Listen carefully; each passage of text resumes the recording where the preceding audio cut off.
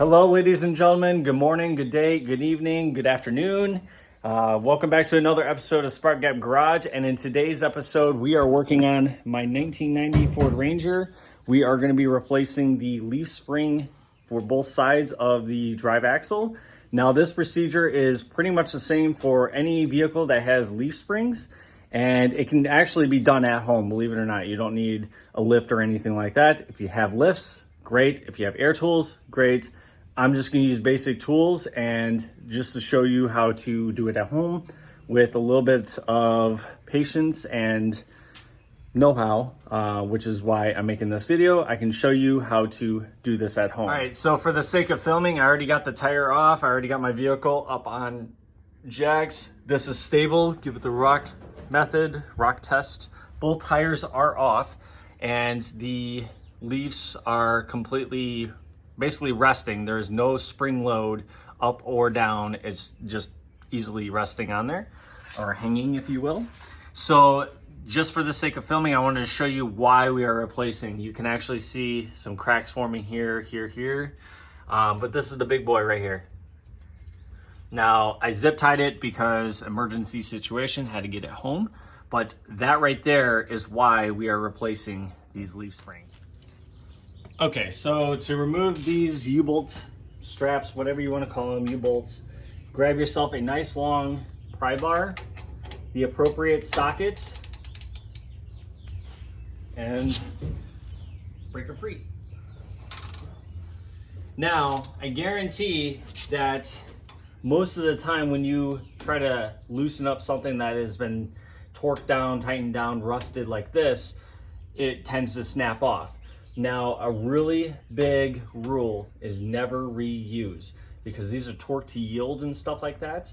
You do not want to reuse these. And what I mean by torque to yield or torque down, these stretch, believe it or not. These bolts, when you torque them down, stretches the bolts and actually, I wouldn't say weakens them, but it makes it to where you cannot reuse. So right there, you see that bolt, that is where the shock absorber mounts to.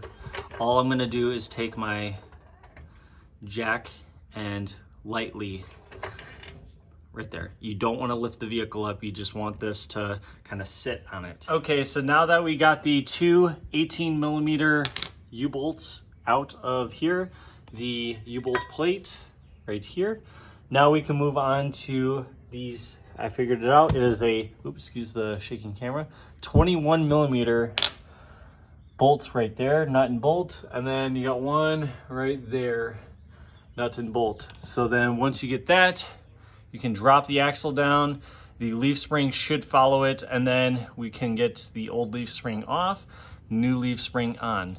Okay, so this is just an update. This nut came off really easily. I shouldn't say really easily. With the PB Blaster, it came off relatively quick and easy. Now the bolt inside of the shock is completely seized through, so I will have to take a Sawzall right here on the bushing on both sides, cut the bolt off. Now, my main intention at the beginning was to replace all bolts anyway, so perfect. Now, I wanted to show you guys this. So on the front side here, you can see this, and this is just made it all that much more dangerous. This is the top of the leaf spring where the bushing fits into. This is completely loose and just fell out as soon as I started wrenching. And this is the other thing. I don't know if you can see this. This bolt is pretty much gone. Now, I snapped this off when trying to take this out, but this bolt is completely worn down. So this could have failed at any point because of the weakness of this. Okay, so now that both of the nuts, washers, bolts, all that good stuff, you can see all them washers there. That's what I got to work with, whatever. So these are not torqued down to spec. These are just kind of snugged up a little bit, still allowing the leaf spring to move freely. You want that because remember I said on the bottom side of this leaf pack is a pin. You got to match it up to the hole on this axle. There's a hole there. So now these U-bolts, this is those U-bolts, they're not exactly what they are supposed to be, which is great. That's That's awesome. So these are a little bit bigger, which is not a big issue because ultimately what the U-bolts are for is to hold the lead pack to your drive axle. That way, or your rear axle. That way this is not separate from there. So that's all it really is used for. So fun things, this plate, that center circle needs to go there. Issue, this diameter of that center hole is not the same as, or won't go around this nut. So a couple options. I can ream out this or shave off, grind off some of that. I definitely am gonna try not to do the nuts because this nut right here holds these all these leaves together. So I am probably gonna go this route. And the reason you want that is you want this to sit flush. So you can see this area right here, this area right here, and this area right here are all the same height. And then you put it on like this, you put your U-bolts up like this, and you want it flat. Okay, so after fighting these for a while, these are a little bit wider than the holes, which I had to squeeze the U-bolt. And now that the U-bolt is in, now we can get to torque procedures for this leaf pack or leaf spring. So where I like to start is on the U-bolt side. You get these torqued down, then you can use your axle or the body, doesn't matter, the rest of the truck to your advantage. So couple of things. When you do this, you want to do it in crisscross, kind of like tightening down and torquing down a wheel. Crisscross pattern. The torque spec for this, 75, 80 foot-pounds, crisscross. Now, another thing, you want these bolts to, like the thread showing per U-bolt, the same. This one cannot be longer than this. That's not good. You definitely do not want that. Now, you can see that this U-bolt is a little bit wider than the drive shaft, or not drive shaft, drive axle. That is fine. Like I said, all this is used for is to hold your drive axle or rear axle to your leaf pack. That's it. So, okay, so real fast, when torquing these down, I ended up having to cut off some of the bolts, and that's where you see those, or the stud, I mean. So, kind of issue I ran into, these cheap lock washers were kind of a pain in the butt. So, I ended up removing them. I put in some different washers, grade 8 washers, just like the studs, the bolts, the nuts, and all that stuff. Now, there's nothing to lock it down, so I used blue Loctite, and I followed the torque spec of, what was it, 75 to 85 foot-pounds per stud.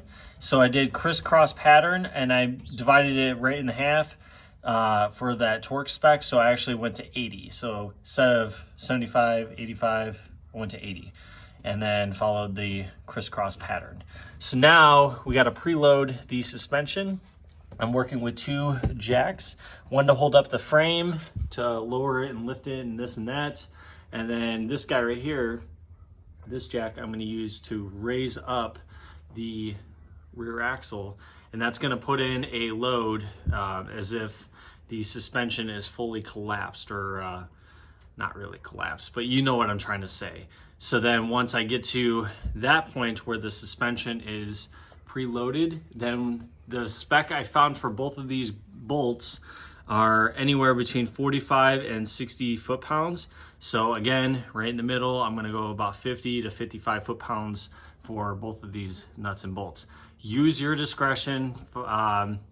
This is what I found. Now, these bolts here, I can confidently say you can definitely torque these down to, was it the 75, 85 foot-pounds? Again, 80 foot-pounds. So, but as far as those torque specs, that's just what I found on a forum. And yeah. Little crusty truck, it is so crusty.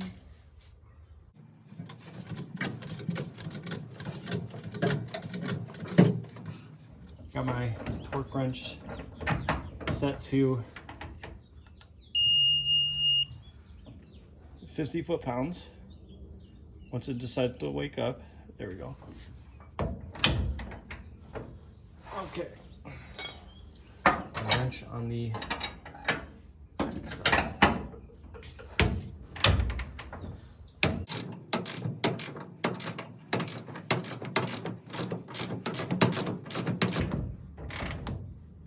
You'll see the lights start to come up.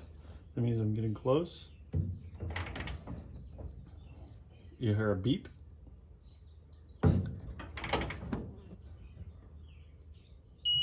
Right there, 50.3 foot-pounds. Perfect. I know this video is kind of long. Look at me, I'm pretty dirty. So it's a little dirty mess, especially if you're working with a rust bucket like mine. But I really want to appreciate each and every single one of you guys for watching my video. Please like, comment, subscribe. We are about 140 subscribers, which is blowing my mind for this channel. So more content coming out. Right now, I'm kind of slowly at a standstill. I have my certification coming up next week, which is taking so much of my time studying. Very important for me to do, but hang in there, guys. I got content coming, especially on the race car. Very, very, very big plans for the 2024 race season. I have not done literally anything to Midnight Special here, and other than starting it up. But again, thank you so much for watching. I hope to see you in the next video.